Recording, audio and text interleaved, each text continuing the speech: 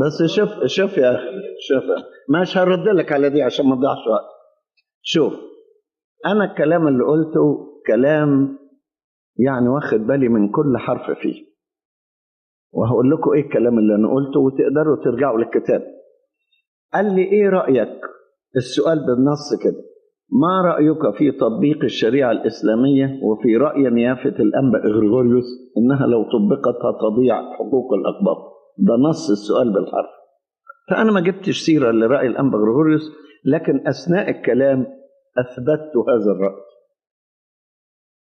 فقلت له كلمة الشريعة الإسلامية كلمة عمومية بتطلق ولا يعرف الناس ما هو محتواها، ولا يعرف الناس إيه ما هو محتواها. فمفروض أنكم تقولوا ما هو المحتوى.